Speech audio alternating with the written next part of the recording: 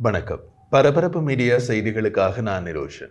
உக்ரைனில் ரஷ்யா நடத்தும் போரை தம்மால் நிறுத்த முடியும் என்று கூறிய அமெரிக்க ஜனாதிபதி டொனால்ட் ட்ரம்பின் கொள்கைகள் அவரது நிர்வாகத்தின் முதல் வாரத்தில் 2 வழிகளில் தன்னை வேறுபடுத்தி காட்டுகிறது.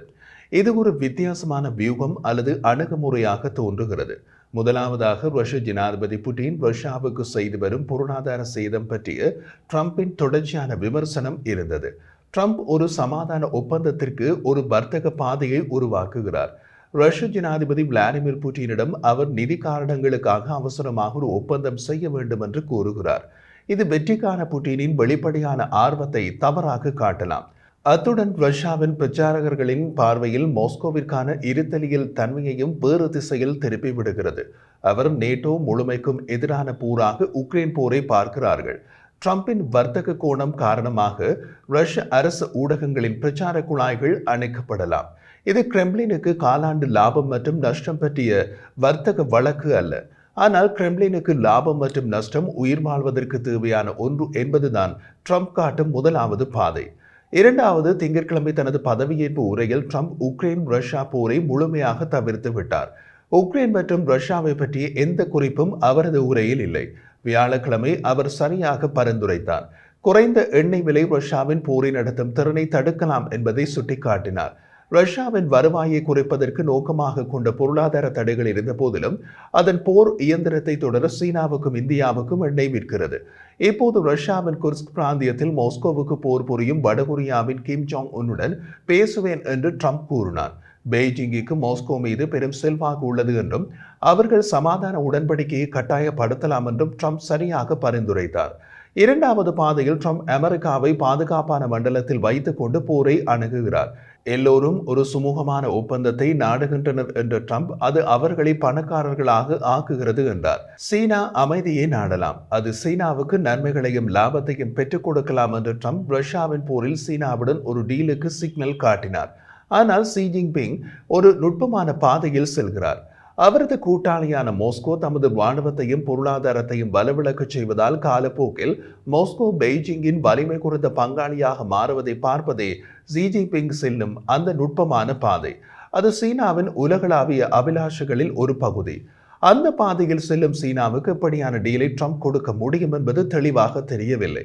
நேட்டோவின் ஐரோப்பிய உறுப்பினர்கள் பாதுகாப்புக்காக அதிக பணம் செலுத்த வேண்டும் என்று ட்ரம்ப் மீண்டும் மீண்டும் அழைப்பு விடுத்தார். மொத்த உள்நாட்டு உற்பத்தியில் 2 தேவை என்பது 5% உயரும்.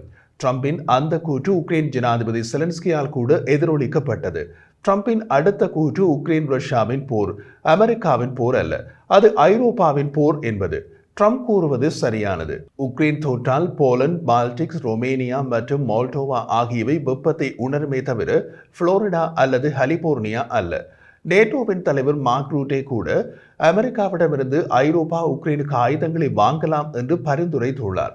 ட்ரம்ப் எப்போதும் கூறும் கூற்று, எந்த போரின் விலையிலும் பெரும்பகுதியை செலுத்துவது அமெரிக்கா. ஐரோப்பா விரைவாக பின்வாங்கி ஒரு மூலையில் நின்று விடுகிறது. போரினால் ஏற்பட்ட சேதங்கள் குறித்து ட்ரம்ப் பேசுவதும் சுவாரஸ்யமாக உள்ளது. ஆனால் புள்ளி விவரங்கள் சரியானவையாக இல்லை. வியாழக்கிழமை தவறாக இருதரப்பிலும் மில்லியன் கணக்கானோர் இறந்துள்ளனர் என்றார். 43,000 உக்ரைன் துருப்புக்கள் கொல்லப்பட்டதாக உக்ரைன் கூறியுள்ளது. சுமார் 12,000 உக்ரைன் பொதுமக்கள் உயிரிழந்துள்ளதாக ஐநா கூறுகிறது. மேற்கத்திய அதிகாரிகள் தொடர்ந்து ரஷ்யாவின் இழப்புகள் 7 லட்சம் பேர் இறந்ததாகவும் காயமடைந்ததாகவும் கூறுகின்றனர். சுயாதீன ஊடகங்கள் போர்க்களத்தில் ரஷ்ய ராணுவ இறப்புகளை பரிந்துரைக்கும் கிட்டத்தட்ட 1 லட்சமாக கணித்துள்ளன.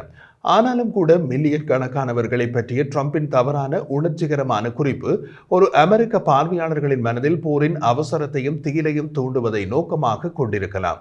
ஜனாதிபதி தேர்தலுக்கு முன் ட்ரம்ப் 24 மணி நேரத்தில் உக்ரைனின் அமைதியை கொண்டுவர முடியும் என்று கூறினார். அது எப்போதும் காட்டும் அடி என்று கூறப்படும் ஒரு அதீதமான மிகைப்படுத்தல். போரை முடிப்பதற்கு இப்போது ட்ரம்பால் கூறப்பட்டு 6 மாதங்கள் கால அவகாசம் நம்பிக்கையானது. ட்ரம்ப் பதவியேற்ற பின் போரின் பிரச்சனைகளை அசைக்க முடியாத மற்றும் தெளிவான புரிதலுடன் கைப்பற்றினார். ஒரு போர் நிறுத்த ஒப்பந்தம் குறைந்த உயரத்தில் தொங்கும் பழம் அல்ல என்பதை அவர் மெதுவாக உணர்ந்துள்ளார்.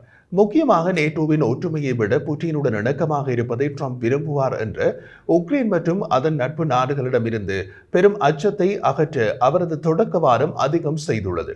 உக்ரைன் ரஷ்யா போரில் ட்ரம்புக்கு முன்னோக்கி செல்லும் பாதை மிகவும் சிக்கலானது மற்றும் வேலையில் பல வருட அனுபவம் உள்ள போட்டியாளர்களால் நிரம்பியுள்ளது.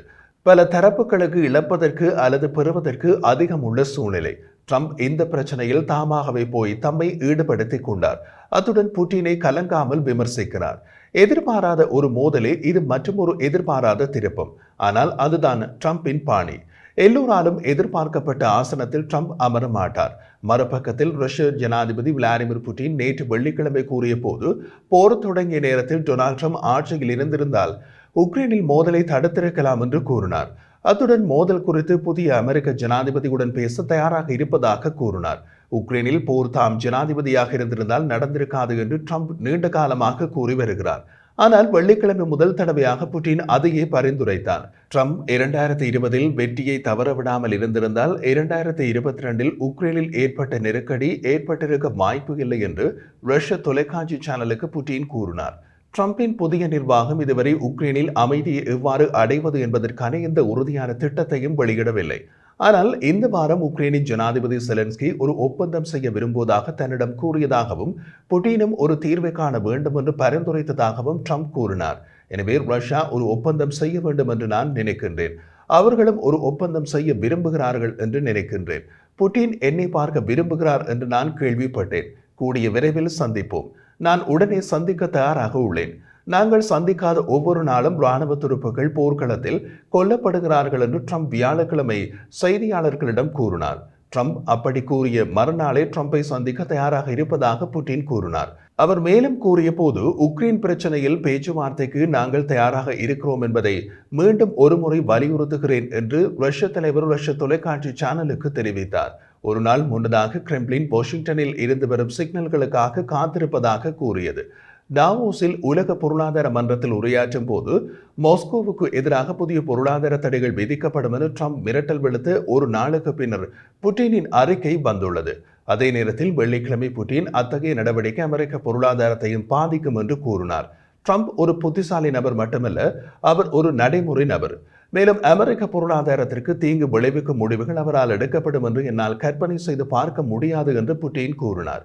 வெள்ளிக்கிழமை கருத்துக்களுக்கு பதிலளித்த செலன்ஸ்கி, புட்டின் தனது இலக்குகளை அடைய ட்ரம்பை கையாள முயற்சிப்பதாக குற்றம் சாட்டினார். புட்டின் வெற்றியை அடைய அமெரிக்க ஜனாதிபதியின் விருப்பத்தை கையாள விரும்புகிறார். எந்த ரஷ்ய கையாளுதலும் இனி வெற்றி பெறாது என்று நான் நம்புகிறேன் என்று செலன்ஸ்கி கூறினார்.